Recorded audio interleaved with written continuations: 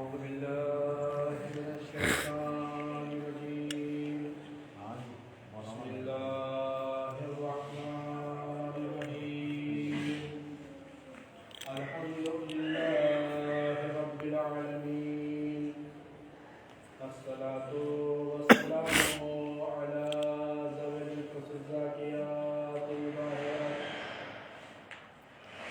المعجزات البينات النبي المكي القرشي العربي المدني سيد الثقلين ونبي الحرمين وإمام القبلتين وجد الحسن والحسين بالقاسم محمد اللهم صل على محمد الطيبين الطاهرين المعصومين المظلومين المنتجبين المنتخبين الملقب بطه وياسين أما بعد فقد قال سبحانه وتعالى في الموقم الكتاب المجيد وهو أصدق الصادقين وقوله الحق بسم الله الرحمن الرحيم ولقد كرمنا بني آدم وحملناهم في البر والبحر ورزقناهم من الطيبات وفضلناهم على كثير ممن خلقنا تفضيلا اللهم صل على محمد. حضرات، سب سے پہلے تو میں اپنی طرف سے اور آپ تمامی حضرات کی جانب سے امام زمانہ علیہ الصلوۃ والسلام کی بارگاہ میں ان کی جد مظلومہ کی شہادت کا پرچہ پیش کرتا ہوں. اللہ پھر میں اپنی طرف سے آپ تمام حضرات کی خدمت میں خصوصاً میری آواز سننے والوں میں جو سادات تشریف فرما ہیں ان کی خدمت میں جد مظلومہ کا جو ہے پرچہ پیش کرتا ہوں. یہ ایام فاطمیہ جو ہے یقیناً بہت ہی غموں اور اندوہ کی دن ہے. یہ مثل ایام ادا کے ہیں. بہرحال رسول اللہ کی وفات کے بعد جو ہمیں دو معتبر روایتیں ملی ہیں وہ یہ ملی ہیں کہ رسول اللہ کی وفات کے بعد صدیقہ طاہرہ جناب فاطمۃ الزہرا سلام اللہ علیہا اللهم صل على محمد 75 دن زندہ رہیں. اور دوسری روایت ہمیں یہ ملتی ہے کہ بیوی جو ہے رسول اللہ کی وفات کے بعد 90 دن زندہ رہیں. لہذا ہمیں ایام فاطمیہ جو ہے وہ زیادہ سے زیادہ منانا چاہیے ہے. اور آیت اللہ وحید خراسانی فرماتے ہیں کہ جن ماں باپ نے اپنے بچوں کو جناب زہرا کے قاتل کو نہ بتلایا گویا اس نے جناب زہرا کے ساتھ خیانت کی ہے. بے شک بے شک. فریضہ بنتا ہے کہ جس طریقے سے ہم سید الشہداء امام حسین علیہ السلام کے قاتلوں کو اپنے بچوں کو سمجھاتے ہیں ویسے ہی ہمارے پر فریضہ ہے، ضروری ہے، لازمی ہے، واجب ہے کہ اپنے بچوں کو بتلائیں کہ بی بی زہرا کا قاتل کون ہے. صلوات دیجیے محمد اللهم صل على محمد. بہرحال جلدی چند باتیں آپ حضرات کی خدمت میں عرض کرنا مقصود ہے. یہ اس سلسلے کی الوداعی مجلس ہے اور خدا کا شکر ہے کہ اس مجلس کی ذاکری کو جو ہے مجھے خطاب کرنے کا شرف حاصل ہوا ہے.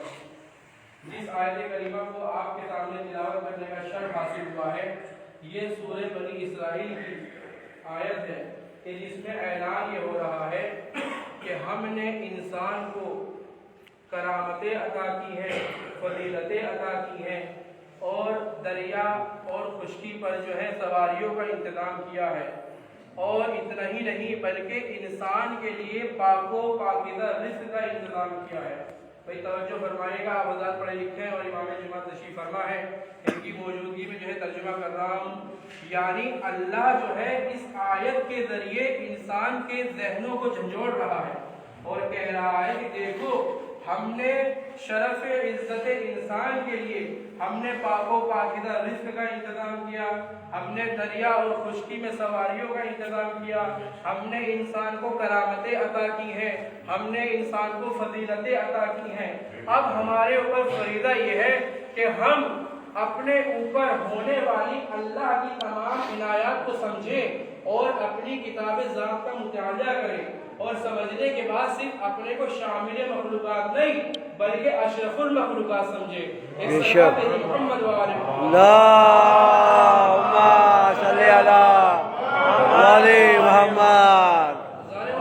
اللہ جو ہے اس آیت کریمہ کے ذریعے انسان کو، وہ انسان کی جو خواب و غفلت میں پڑے ہوئے ہیں، جو سو رہے ہیں، ان کو ذہنوں کو جھنجھوڑ رہا ہے، کہہ رہا ہے کہ دیکھو ہم نے تمہیں فضیلتیں عطا کی ہیں، کرامتیں عطا کی ہیں۔ اور عزیزان محترم، جیسے ہی یہ آیت تمام ہوئی، اس کے فوراً بعد والی آیت میں پروردگار عالم یہ اعلان فرما رہا ہے کہ یوم ندعو کل اناس بامامہ، ہر انسان، ہر بشر قیامت کے میدان میں اپنے اپنے امام کے ساتھ محشور کیا جائے گا۔ یہ قرآن اعلان کر رہا ہے، یہ قرآن کا فیصلہ ہے کہ ہر انسان، دنیا کا چاہے جو انسان ہو، کوئی بھی بشر ہو، وہ قیامت کے دن اپنے اپنے امام کے ساتھ محشور کیا جائے گا۔ اب جیسا جس کا امام ہوگا ویسا ہی اس کا انجام بھی ہوگا۔ بے شک بے شک۔ محمد اللہم صلی علی۔ یہ قرآن فیصلہ کر رہا ہے کہ ہر انسان اپنے اپنے امام کے ساتھ بلایا جائے گا۔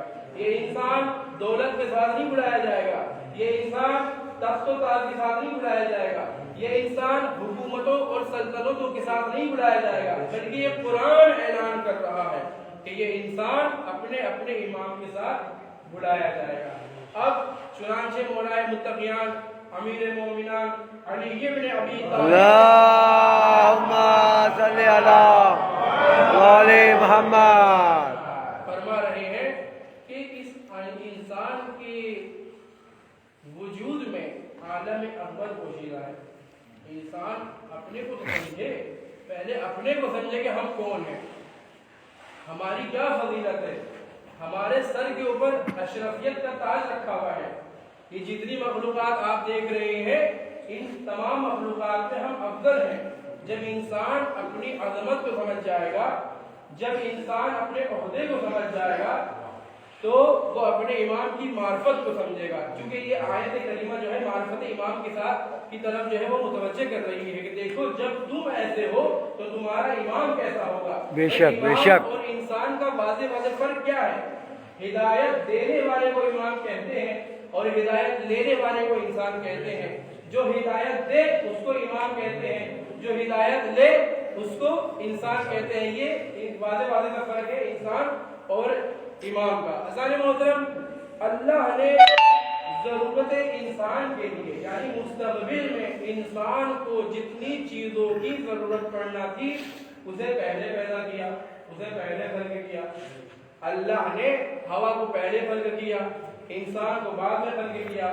اللہ نے آکسیجن کو پہلے خلق کیا، انسان کو بعد میں خلق کیا۔ اللہ نے آب و غذا کو پہلے خلق کیا، انسان کو بعد میں خلق کیا۔ اللہ نے سورج کو پہلے خلق کیا، انسان کو بعد میں خلق کیا۔ دیکھیے انسان کو زندگی میں جو انسان زندگی گزار رہے ہیں ان کو کتنی چیزوں کی ضرورت ہے؟ ساری چیزوں کی ضرورت ہے۔ بھائی ایک انسان کو زندہ رہنے کے لیے پانی کی ضرورت ہے، تو لہذا اللہ نے پانی کو پہلے پیدا کیا، انسان کو بعد میں پیدا کیا۔ انسان کو زندہ رہنے کے لیے آب و غذا کی ضرورت ہے، اللہ نے کھانے کو پہلے پیدا کیا، انسان کو بعد میں پیدا کیا۔ انسان کو زندہ رہنے کے لیے سورج کی شعاعوں کی ضرورت ہے، لہذا اللہ نے شمس کو پہلے خلق کیا، انسان کو بعد میں خلق کیا۔ انسان کو راہ چلنے کے لیے راہبر کی ضرورت ہے، لہذا اللہ نے آدم کو پہلے خلق کیا، آدمی کو بعد میں خلق کیا۔ صلوات محمد اللہم صلی علی محمد۔ اللہ نے آدم کون ہے؟ ہم بشر ہیں، ہم کون ہے؟ بشر ہیں۔ اللہ نے ہر وہ چیزیں کہ فیوچر میں مستقبل میں جتنی چیزوں کو ضرورت ہے، انسان کو جتنی چیزوں کی ضرورت پڑنا تھی ان تمام چیزوں کو پہلے کر کے بتلایا کہ دیکھو تاکہ میرا بندہ جو ہو کسی کا رحم و کرم کا محتاج نہ رہے، وہ پریشان نہ رہے۔ ایسا نہ ہو کہ ہمیں پانی کی ضرورت ہے، پانی نہیں ہے، اللہ نے پہلے ہی نہیں بلکہ تمام چیزوں کو تمام نعمتوں کو اللہ نے پہلے خلق کیا. ایک قانون بنا اور ایک پہچان یہ بنی عزیزان محترم کہ جو چیز پہلے خلق کی جائے وہ ہوتی ہے ہماری ضرورت, اور جو چیز بعد میں پیدا کی جائے اسے کہتے ہیں ضرورت مند. لہذا انسان ضرورت مند ہے, آپ اس کے لیے ضرورت ہے. انسان ضرورت مند ہے, ہوا اس کی ضرورت ہے. انسان ضرورت مند ہے, اناج اس کی ضرورت ہے. انسان ضرورت مند ہے, سورج کی شعاعیں اس کے لیے ضرورت مند ہے. انسان ضرورت ہے, اور پانی دریا سمندر اس کی ضرورت ہے. تو اللہ نے تمام چیزوں کو پہلے پیدا کر کے انسان کو محتاج نہ بنایا. اچھا اب کوئی تو ایسا نور ہے کہ جو آدم سے بھی پہلے خلق کیا ہو, توجہ چاہتا ہوں. بے شک بے شک. ہم بشر ہیں, اللہ نے ہمیں بعد میں خلق کیا, ابو البشر کو پہلے خلق کیا. لیکن عزیزان محترم کوئی تو ایسا نور ہے کہ جو ابو البشر سے بھی پہلے پیدا کیا ہو, وہ ہے نور پنجتن. بے شک بے شک. پنجتن کو اللہ نے آدم سے بھی پہلے خلق کر کے بتلایا کہ دیکھو اہل بیت کو ضرورت مند نہ سمجھنا بلکہ یہ کائنات کی ضرورت ہے. ایک صلوات بھی محمد علیہ اللہم صلی علی محمد.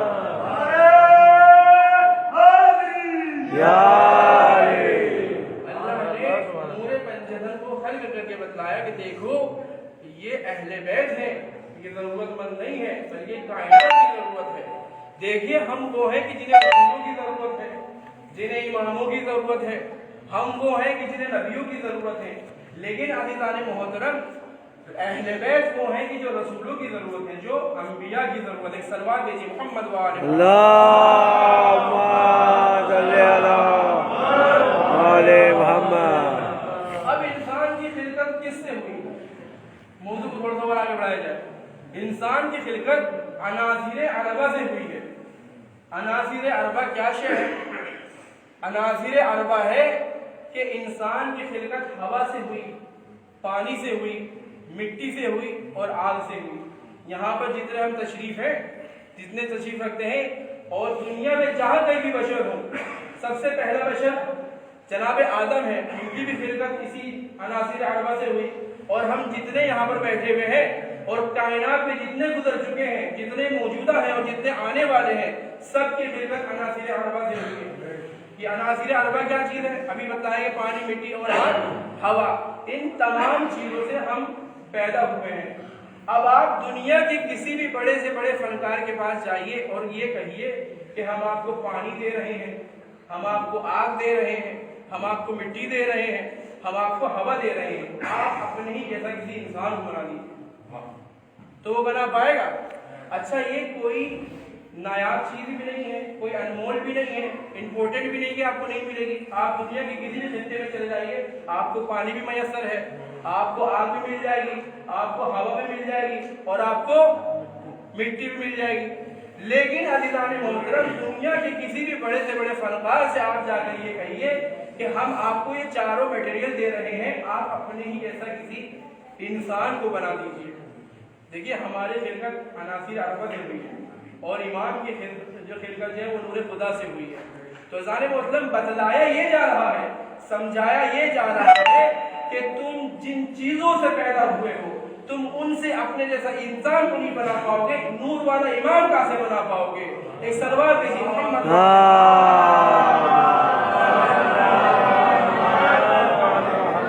جن چیزوں سے ہماری خلقت ہوئی ہے ان چیزوں سے ہم اپنے جیسا امام کو نہیں بنا پائیں گے, تو نور والا امام کہاں سے بنا پائیں گے؟ اچھا آپ کسی انجینئر کو یا کسی بھی انسان کو آپ یہ چار چیزیں دیجیے اور دے کر یہ کہیے کہ بھائی آپ جو ہے یہ اس کا انسان بنا دیجیے. تو ظاہر محترم یہاں پر اللہ نے اپنی یہ قدرت یہ دکھائی کہ اللہ نے ہمارے جو ہے اندر ایک روح ڈالی ہوئی ہے. انسان یہ بتائیے ایمانداری سے کہ چاروں چیزوں کو جمع کر کے جو بنایا کیا بنائے گا؟ بت بنائے گا, اسٹیچو بنائے گا, وہ اسٹیچو کہلائے گا, لیکن انسان نہیں کہلائے گا. توجہ کا تعریف, انسان اپنے جیسا انسان نہیں بنا پائے گا, اسٹیچو بنا دے گا. تو بتلایا یہ جا رہا ہے کہ جو انسان کے مقابلے میں آئے اسے بت کہتے ہیں، اور جو امام کے مقابلے میں آ جائے اسے شیطان کہتے ہیں۔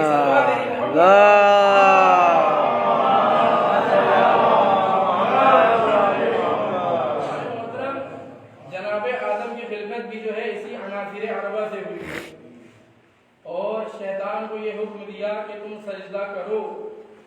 شیطان نے کیا کہا کہ آدم کی خلقت جو ہے مٹی سے ہوئی ہے اور ہماری خلقت جو ہے وہ آگ سے ہوئی ہے، جبکہ آدم کے اندر ہوا بھی موجود ہے، پانی بھی موجود ہے، اور مٹی بھی موجود ہے، آگ بھی موجود ہے۔ کیوں شیطان نے مٹی کا ہی انکار کیا؟ دیکھیے، آگ اور مٹی کا آپ ایک فرق یہ جان لیجیے کہ آگ کہتے ہیں خیانت کو اور مٹی کہتے ہیں امانت کو۔ واہ آگ میں جو ہے واہ واہ واہ واہ، اور مٹی میں کیا انحصاری ہے، تجربہ کر کے دیکھ لیجیے۔ آپ آگ میں کوئی شے ڈالیے جلا کر راکھ کر دے گی، لیکن آپ مٹی میں کوئی شے ڈالیے شجر اگا دے گی۔ آپ جو ہے آگ جلائیے اور اس کے اندر کوئی شے ڈالیے وہ غرور سے سر اٹھانے لگے گی، لیکن اگر آپ مٹی پر مٹی ڈالیے گا تو وہ انکساری سے نیچے چلی آئے گی۔ عزیزان محترم، شیطان سے غلطی یہ ہوئی کہ اس نے آدم کے ظاہر کو دیکھا، باطن کو نہ دیکھا۔ باطن کیا چیز تھی؟ باطن وہی کہ جو جبین آدم میں جو انوار پنجتن تھا، اس نے اس کو نہیں دیکھا، اس نے صرف ظاہر کو دیکھا۔ دیکھیے، آدم کے پتلے کی عظمت خاک سے نہیں ہے، بلکہ آدم کے پتلے کی عظمت نور پنجتن سے ہے۔ واہ واہ، اس طریقے سے یہ لکڑی کا منبر ہے تو اس کی عظمت جو ہے وہ لکڑی سے نہیں ہے، اس کو نسبت ہے رسول سے۔ واہ واہ واہ اس واہ، طریقے سے پنجہ ہے غازی عباس کا، اس کی کیا کہنے، جزاک اللہ جزاک اللہ۔ لیکن اس کی نسبت ہے غازی عباس سے۔ اسی طریقے سے کربلا کی جو خاک ہے، اس کو خاک ہونے کی وجہ سے نسبت نہیں ہے، عظمت نہیں ہے، بلکہ اس کو امام حسین کے خون سے نسبت ہے۔ بے شک بے شک، کربلا کی زری ہے، اس کو تانبے اور پیتل کی وجہ سے عظمت نہیں ہے، لیکن اس کو نسبت کس سے ہے؟ امام حسین سے ہے۔ تو جس طرح سے علم کی عظمت جناب عباس سے ہے، جس طرح سے منبر کی عظمت رسول اللہ کی جو ہے نسبت سے ہے، جس طرح سے علم کی نسبت غازی عباس کی وجہ سے عظمت ہے، جس طرح سے کربلا کی زری کو نسبت امام حسین سے اس کی عظمت ہے۔ اب جو ظاہر کو دیکھے باطن کو نہ دیکھے تو اس کا عقیدہ شیطان والا تو ہو سکتا ہے لیکن قرآن والا نہیں ہو سکتا۔ واہ واہ واہ واہ واہ، محمد والے محمد۔